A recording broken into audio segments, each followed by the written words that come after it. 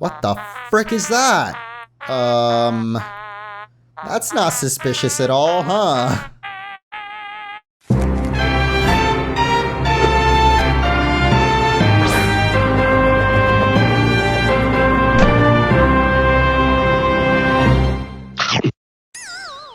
What is up, everyone, and welcome back to Pokémon Scarlet and Violet. Last episode, we took down our first gym leader in Paldea, and today, we're heading back to school to check out one of the coolest features that I haven't really seen anyone talk about in this game. So if you're excited, don't forget to hit that like button, and stay tuned for the next episode, which will be uploaded sooner if we can hit 3,000 likes.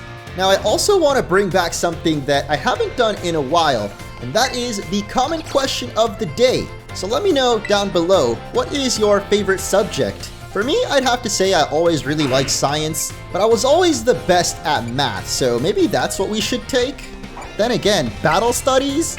Definitely better at Pokemon math than real math. Class will begin soon, don't be tutty! Oh, it automatically teleports us too. I love it. What? Battle class is outside? Bosu, say hello to your battle instructor, the one, the only, the hot-blooded Dendra! Bosu's a karate thing, by the way. Look it up. My age, 25. My hobby, working out. My type, well... Dang, even the teacher is older than I am. Oh my god. Strong and muscular fighting types, of course. That's all for my introduction. As for my class, this is where you all get to learn the nitty-gritty of Pokemon battling. We'll start with the basics so that no trainer gets left in the dust. Even if you're new to this stuff, have no fear. Leave it to me and my muscles and you'll be pros in no time.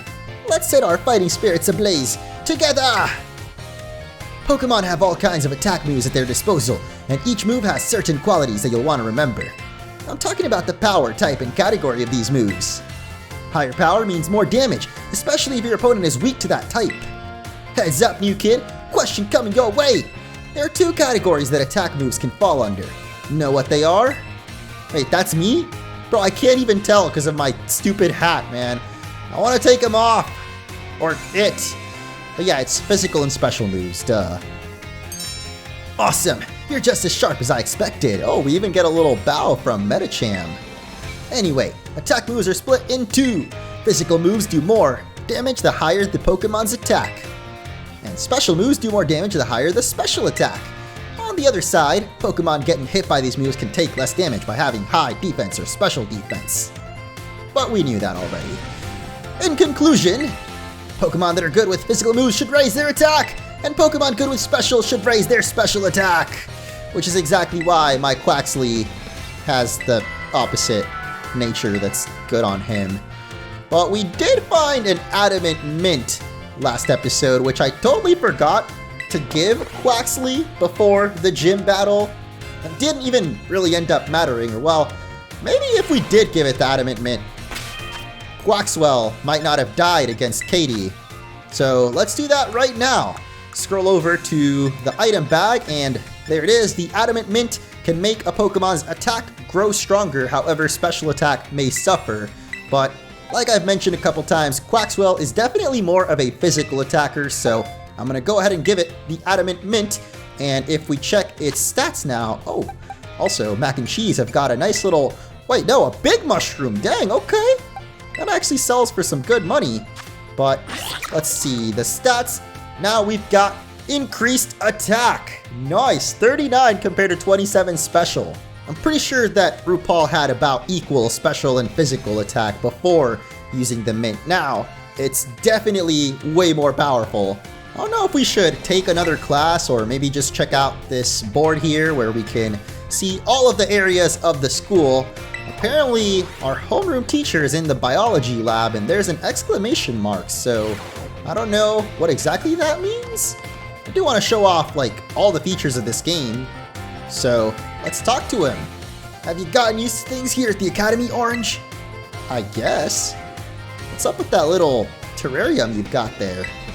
Great! Glad to see you're having fun. Oh, and you've been using the Pokédex app? I'm the one who made it, you know? Okay. Are you trying to flex right now? Be sure to catch new Pokemon and fill out your decks. Your first goal, let's aim for, say, 30. I don't think I'm really that close to 30 yet. To be honest, I have no idea how many I've even caught, so let's check it out. I think we can access our Pokedex from the map. There's probably a button to get there easier, but yeah, we're only at 16. We got quite a way to go before we've caught 30. I should probably start catching, like, Pokemon that aren't from Paldea. Like, so far, I've only caught new stuff. Clearly, we're gonna need to catch them all if we really wanna 100% the game. So, next up, let's go to the nurse's office. Hello? Nurse Miriam, you say? Oh my, seems I've caught a cold all of a sudden. I think I'm gonna need the nurse to give me a full body checkup. Oh no, she's got a little boo-boo on her knee. Hey there, come on in. Everyone's welcome in the nurse's office. What brings you here today? I don't see anything super wrong with you or your Pokemon. Wait, this is your first time here, isn't it? Yes, ma'am, but I'm hoping it won't be the last. Oh, so I guess you transferred in recently. You must be Orange then. Everybody's been talking about ya. I've heard all kinds of rumors. Apparently you fell off a cliff right after enrolling, and even picked a fight with— oh my god, that all sounds like bad news. Oh yeah, you started your treasure hunt thing, right? Come, tell me all about super interesting things you find in your adventures. I'm kinda bored just sitting here all day, you know. I don't have any classes to teach, and students only come here to skip class, so... yeah, drop by if you can. Deal? Deal! You became slightly closer with Nurse Miriam. Okay? We Persona now? I've been making that joke, like, a couple times, but I didn't realize that we'd actually get to become closer with our professors and maybe rivals too. It's literally like Social Link or Confidants in Persona 5, which is a game I still have to finish someday. I know, it's been a very long time since the last stream I did, but maybe after Scarlet and Violet? Maybe? Oh, hello Master Orange. How's your treasure hunt coming? Having all sorts of fun, I hope. Yeah, got my first gym badge and everything. Wonderful. Do keep in mind that the treasure hunt has no set course or criteria you must follow. Simply go where your heart desires. Speaking of, there has been something on my mind as of late. If I could ask for your expertise on the matter, I would be most grateful. You see, I recently heard a word whose meaning escapes me. I believe it to be some sort of slang? Hit me. What does Chugi? Hold up though, if it's not on Urban Dictionary, it ain't real slang. Chugi, the opposite of trendy, stylish in middle school and high school, but no longer in style. This is a real thing?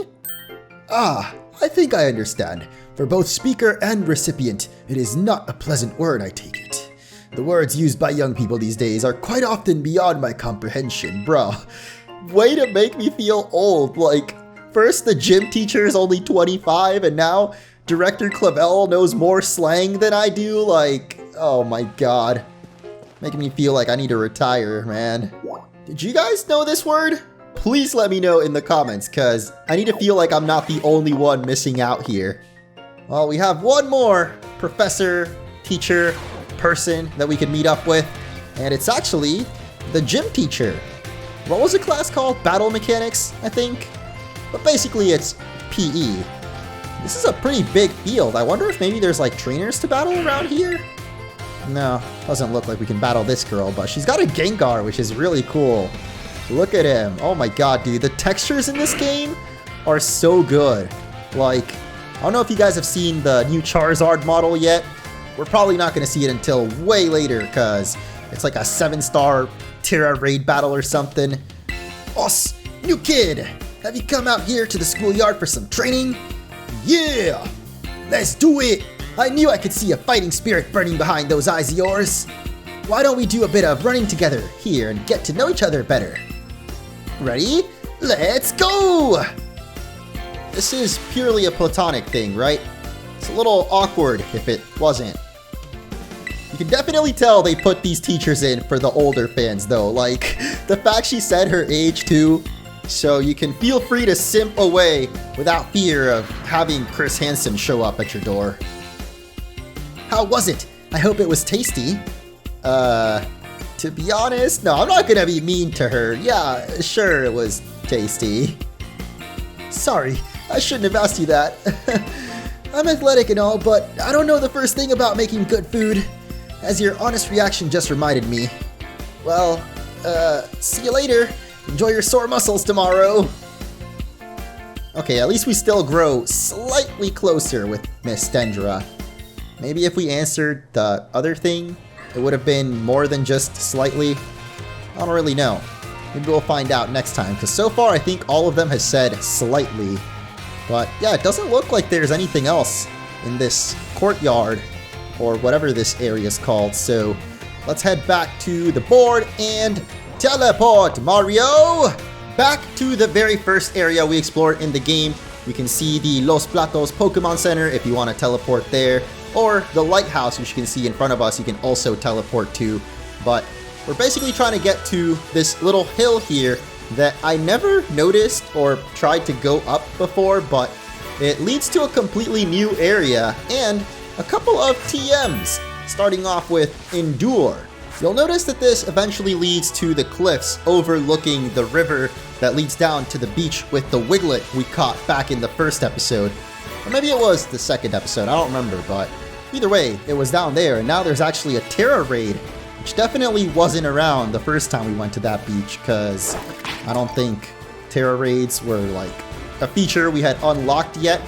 But there's definitely also a lot of TMs that we could have gotten, probably from the very beginning, if I just walked. But like, now that we've got Koraidon, it is so much faster to explore these areas. And actually, there's some ruins over here too. Whoa. Bunch of Ghastly gathered. I'm pretty sure I saw a Gimmighoul. Yo! There are new Pokemon here. Flamigo! Oh my god, hey. Why are you coming at me like that? Yo! He's aggressive. With a name like Flamigo, you'd think the opposite. But I thought there wouldn't be any Pokemon, like new ones at least, that I missed. But apparently, there is at least one. I was trying to get that Gimmighoul, but I guess Drowsy had other plans, so now I gotta give you the smackdown. Literally. Bah! Oh my god, that animation literally flattened him. And I love that Gimmighoul's just chilling in the background, like, that's great. I think, whoa, that one gave us 4. And the one earlier gave me 5 coins? Oh my god, there's another one right here, too. And he's gonna give us 4 as well. So this ruin, easy way to get yourself a good amount of Gimmighoul coins. I do believe that they respawn after a while, so maybe this is a good spot to come back to every so often and get more Gimmighoul coins. On our way to 999. I feel like we're not even like close to 100. Well, actually we might be getting close to 100. Anyway, let's try to catch ourselves one of these very friendly flamingos, which I believe is a flying and fighting type, so not exactly the best matchup for Notch.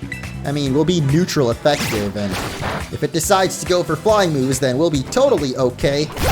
As we lay down the smackdown, it falls straight down, showing us that it's flying type, so now it can get hit by ground type moves, I believe is how smackdown works. And with our Pokeball, we get it! First try! This Pokemon apparently ties the base of its neck into a knot so that the energy stored in its belly does not escape from its beak? I'ma just send you to the box, okay? But not before registering it. Almost at the end of the decks. You saw Gimmighoul there. Yo, can I jump to this island in the middle? Nope. Sorry, Koraidon. Guess we're taking a splash. Oh, it flies too! That's so cool, dude. I've been keeping an eye on a couple of Pokemon that have different animations based on the terrain around them, so I guess because Flamigo was like a little bit elevated, maybe it was flying instead of on the ground. What the heck is that tiny ass thing? Oh my god. Dude, Why are you so freaking small? That has got to be the tiniest Pommy I've ever seen. Is there no way to zoom out? Like, you guys are way too close together for me to really tell, but I think it's pretty obvious that one is smaller than the other. What the frick is that? I definitely didn't notice this earlier. That's not suspicious at all, huh? I don't even know if I should be approaching this, but it's too late now. There's some faint writing carved into the shrine. Herein lie sealed the ruinous tablets. Okay. I'm gonna assume that's something for late game. Maybe it has to do with one of the Paradox Pokemon? I honestly have no idea, but just in case you want to know, this is where I am on the map, kind of close to the starting town. But wait, there's more, because I'm pretty sure we can get up here if we keep trying. Like, there's no way we have to wait until Koraidon has climb mode just for this. Oh, look at that, I did it! Nice! We got a Chesto Berry and a Netball. Not bad. I also just noticed there's an item down on... Okay. Excuse me, bro, please. Oh my gosh, there's no way, bro. We have to be able to... There we go. I don't know if I can make it to that pillar, but I see a Pokeball on top. Gonna have to have some pretty precise hops. Oh! Yo! I made it! Let's go! Now, can I just send a Pokemon to grab that? Probably not, right? No. Okay. Well, let's hopefully do this hop properly. Oh my gosh! I'm insane, dude! Let's go! We got an HP up. And I'm guessing there's probably something else. Yeah, I see a TM actually. All the way down here. It's Confuse Ray. And another Gimme Ghoul! Yes! Gimme, gimme, gimme! All the coins! Oh my gosh, there's even a trainer here. That weird door. Yeah, what the heck was up with that? Guess we'll fight this guy just so we can find out a little more about that door. And another new Pokemon! We've got Squawkabilly! Okay! It's not expecting that actually.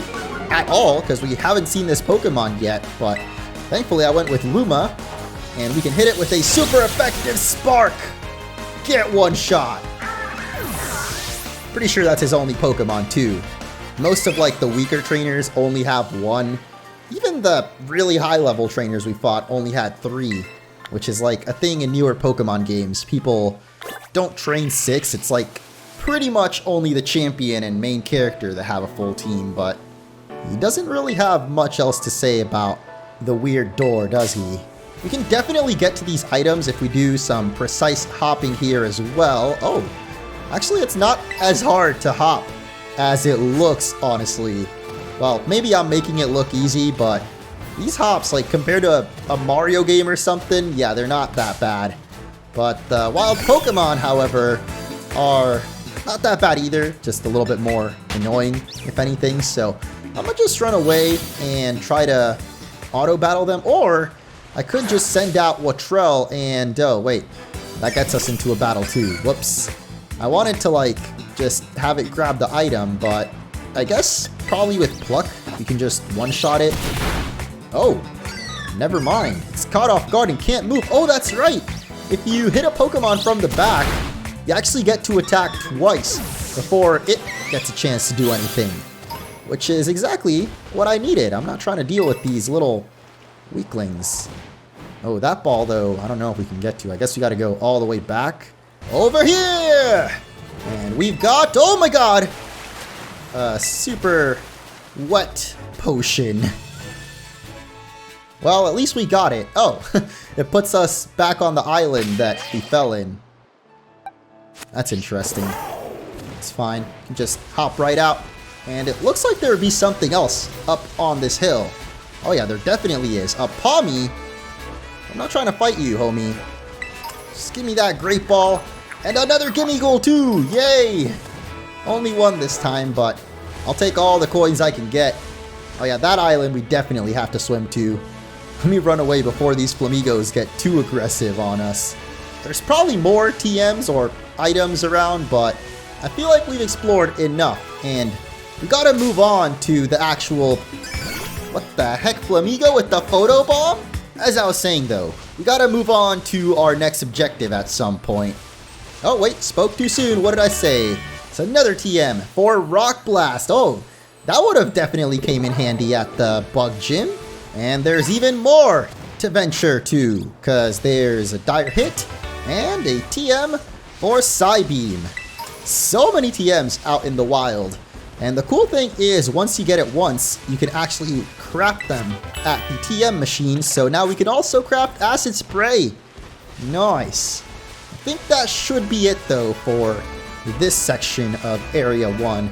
We explored the ruins, we came all the way to this weird shrine thing, caught ourselves a Flamigo. I would say that's a pretty good expedition, but not quite good enough because I've learned of yet another area that we can explore around here, and it is actually down by where we first caught Wiglet.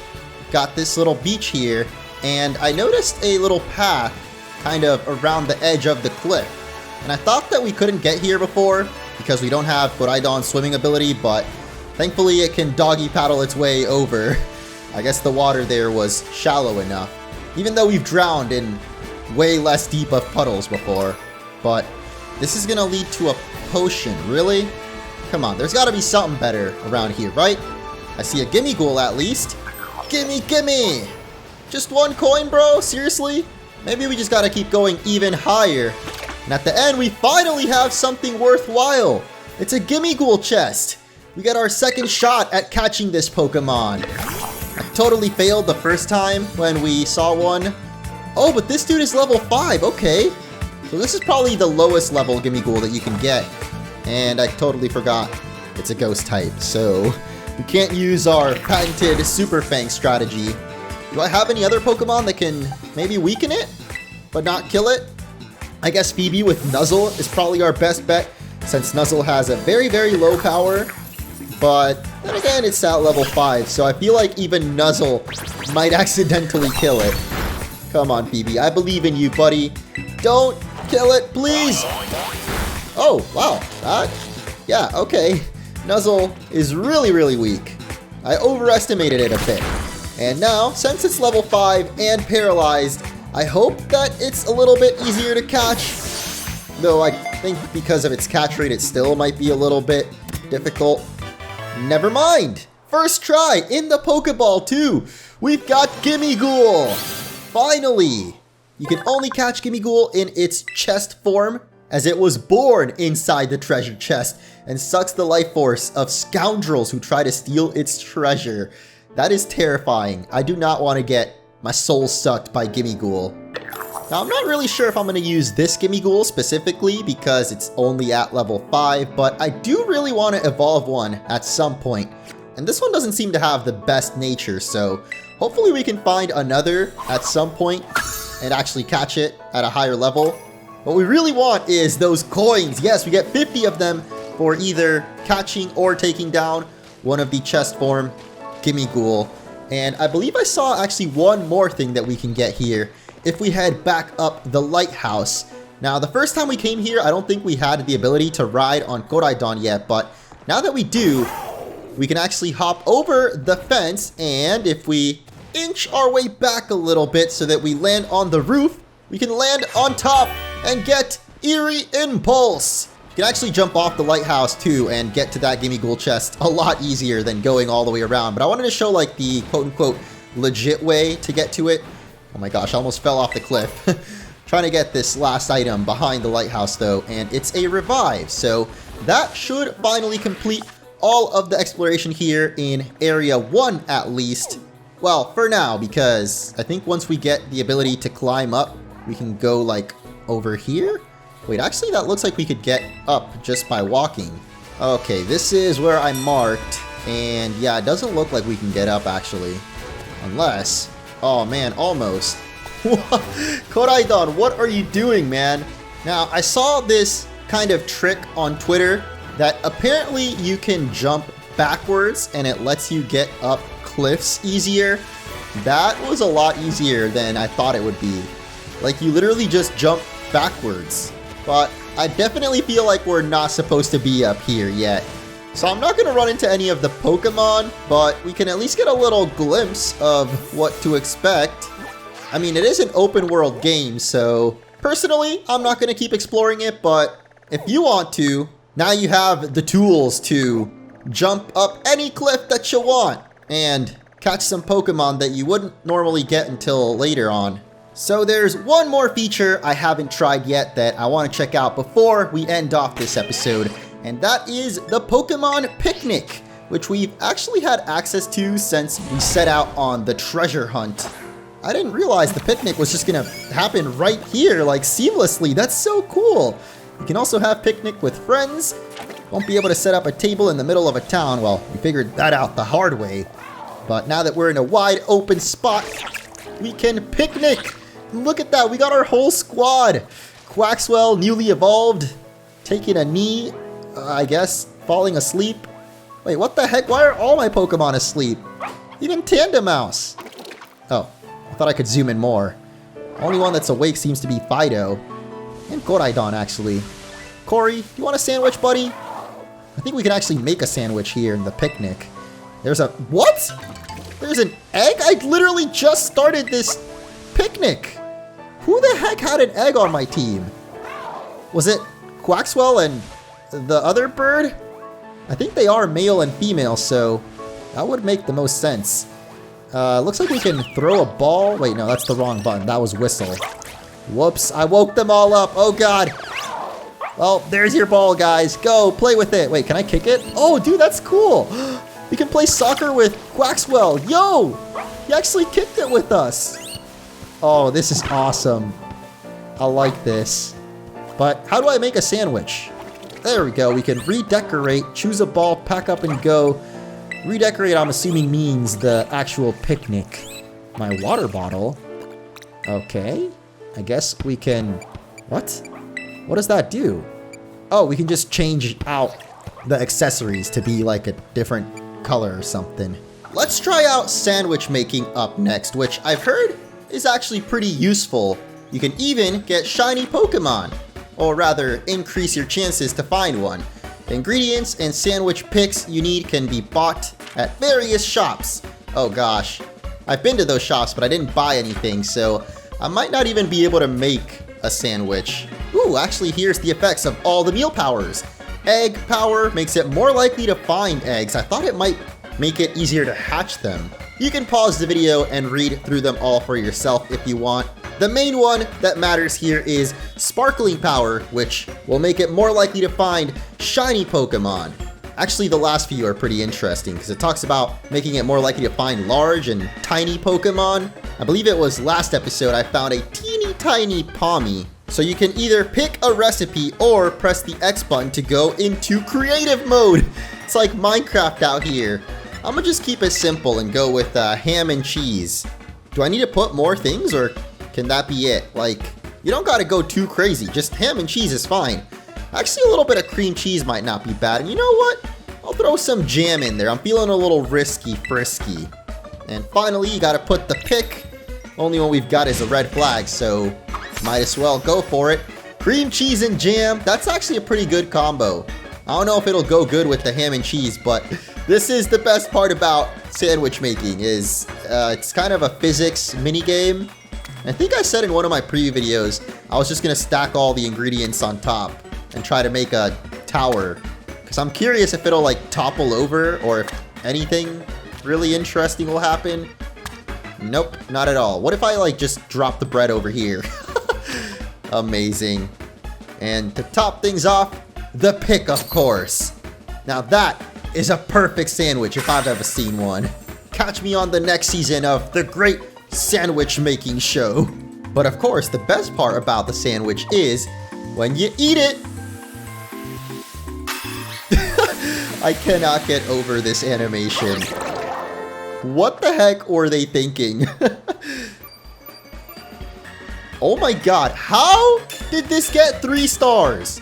A tasty orange original. Yeah, I mean, in terms of design, it's definitely original. I don't know if the ingredients are really all that crazy, but it actually gives us catching, item drop, and encounter power. All at level 1 though, which I guess is not that great, but we're back in the picnic. You might have noticed that Koraidon actually joins in on the picnic as well. I don't know if there's any way to remove it. Oh, wait, what the heck? Kind of pressed that by accident, but sure, let's give Wooper a little wash, even though I don't think he would really appreciate it being a ground type. Then again, he does have water absorb, so he's actually gonna love it. Yes, Whoopie. Bathe! Be clean, my son! Oh, this is amazing. Look how many bubbles we're creating. Alright, I think that's enough. Let's hose you down now. And sparkly as can be. Amazing. Best feature in the game right here. I'm being like half sarcastic. It is actually really cute. Better than Pokemon and Me at least from X and Y. Well, not better, but just improved. It's kind of like the same thing. But I think that's pretty much it for the picnic. So let's pack up our things and... Oh, I didn't realize you would actually get XP from that too. Nice. I just remembered we actually got a couple of eggs from the picnic, and I'm guessing that, yes, they're gonna be in our box. So let's add those onto the team. Might as well just grab all 4 of them, because I'm really curious what the heck they're gonna hatch into. I have my suspicions that these are actually the 2 parents. And actually, I believe I remember reading that it's the first 2 Pokemon in the party that have priority for breeding. Unless there's only 2 that are compatible, it's not the first 2 slots. Honestly, I don't know how the breeding exactly works, but just because both Quaxley and Luma are birds, kind of makes sense that they would be the ones that bred. Since we're just walking around hatching eggs, I might as well explore this hill, which I think is the one Nimona talked about way back in like the 2nd episode, but I never actually climbed all the way to the top. But I definitely should have, because we've got another TM for Swift. This is like the 5th one I've gotten. Oh, what the frick? Wait, excuse me? Perfect timing? Or unfortunate timing? We have our first egg hatching right when I jumped into the pond. So now it's hatching on some weird platform. Oh my god, wait, what? It's Wooper? Who the heck did Wooper have an egg with? Excuse me? That was the last Pokemon I was expecting to hatch from the egg. And we drowned, okay. I think because we picked up all 4 of these eggs at the same time, the other one should be hatching very, very soon. I thought it was going to be just like 2 more steps or something, but nah. Oh, wait, there we go. The proper way the egg is supposed to hatch. On the ground. Even though it made Koraidon disappear for a little bit. But this is so cute, dude. I love that the world keeps moving. Okay, this is the egg I was expecting the first time around. Like, seriously, who the heck did Wooper have an egg with? Another ducky? Yes, sir. Well, it's not a duck, but, you know, it's Quattro. I'm not expecting any Quaxley eggs to hatch anytime soon. In fact, I don't even think you can hatch the starters, except with Ditto. No, that's not true. But maybe it has to be with, like, another Quaxley, or... I don't know, honestly. I'm not really that good at breeding. But, turns out, our last egg is another Wooper. Does that mean Wooper and Watrell were the ones mating? Oh god, I don't even want to know how that happened. Now, this is actually the point in the game where I finally realized how to change your clothes, so I figured it's time to hit the stores and get ourselves some new drip, if you can even call it that in this game, considering our very limited options. Let's finally take off this hideous hat and try on some of the other stuff I bought, mainly this red backpack, and I believe I got some new socks too that do look pretty cool. Boom! We are now dripped out, or at least as cool as we can look with the school uniform still. But now that we got some of our classes done, I think it's finally time to head into Area 3 of the South Province and start making some progress towards the Stony Cliff Titan. I promised Arvin that I'd go check it out, and I feel bad because we did what Nimona asked first. So I think what we're going to do is alternate between the 3 main missions. Eventually, we're going to run out of Team Star bases or Titans since there's only 5 of each versus 8 gyms. So at some point, we're going to have to do 2 gyms back to back. But at least for right now, like I said, we're going to focus on exploring while also making our way to the first Titan. And now that I've played a little bit more of the game, I think I kind of understand better the best way to head through these routes. And that's to kind of stick to the main path as much as we can, because when you start wandering from that main path is when trainers get randomly a lot higher level. So as long as we're on like this main road, they should be pretty easy to handle. Like this girl here with her Barraskewda, or Arrowkuda. I forget which one's the evolution and pre-evolution, but there's actually a couple of new Pokemon here. I noticed a lot of Rookidee as we were coming in, which is the regional bird of Galar, and of course evolves into Corviknight, which has a very peculiar situation going on here in Paldea. Not sure if this is a spoiler, but I guess a certain other Pokemon is like the natural predator of Corviknight, knocking them out of the sky. Which is why the taxi service in this region uses those other bird Pokemon instead. And I want to train up Mac and Cheese, but I keep forgetting to heal them, unfortunately. So, yay, they're fine. And I just love that animation. That has got to be one of the best so far. Looks like there's something around the back of this cliff. Actually, you can climb all the way up it. And yeah, we got a TM for Flash Cannon. I did notice some sparkles too behind that guy we were battling earlier, but it looks like it's actually just an item. Was this really what it was? It looked like a different kind of sparkle earlier. I'm not sure. Maybe it was coming from that Terra crystal over there. I don't know, man. I already strayed off the main path. Like, I love how I talked up how you gotta stick to the main path, guys. It'll make exploring so much easier, and I'm not gonna accidentally run into... Oh my god, wait, is this what was glowing earlier? It's a Terra Jigglypuff. I thought it might have been a shiny. What happens if we terrestrialize while our Pokemon's asleep? Imagine it like breaks out of it. That would be hilarious. Hilariously broken, I should say. I don't know, Palmy's looking pretty awake right now, but yeah, still fast asleep, even if it looked pretty wide awake in the animation. So hopefully we can tank a couple of these water pulses. I didn't even know Jigglypuff could learn water pulse. Thankfully, terrestrializing lasts until you get knocked out, as opposed to Dynamax, which was only 3 turns. So eventually, Phoebe did wake up, and we hit the Thunder Shock plus get a paralysis on it. That is amazing. Oh, you've got to be kidding me, you stupid little Jigglypuff. You know what? I'm just gonna big brain it, expecting that Jigglypuff will go for Water Pulse and switch into Whoopee with the Water Absorb. Let's go! That's what I call strategy right there. Now, unfortunately, because this Jigglypuff is a pure water type, as it's terrestrialized, our Poison Tail is not going to be super effective, but it does get a critical hit, which means that now we can finally catch it. Pokeball, go! All this struggle just for a Jigglypuff, bro. This was definitely not worth it. Especially considering I know dang well that I'm not going to be using this Jigglypuff on the team. But I guess it is interesting to have the Terra type in the box. Not really. I'm sure there's going to be plenty more Jigglypuffs in the future. But maybe not a water one. I don't know. I'm trying to quote right now. Or cope.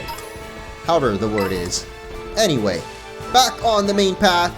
We seem to have a couple of Shinxes on this road too, and Makuhita, but I'm mostly focused on catching the new Pokemon, as I've mentioned a couple of times, and the only one I've seen so far is Knackley, which we already caught before the bug gym, so totally fine with. Hey! Finally we have something new! It's Charcadet, the pre-evolution of Armarouge / Ceruledge, depending on which game you're playing.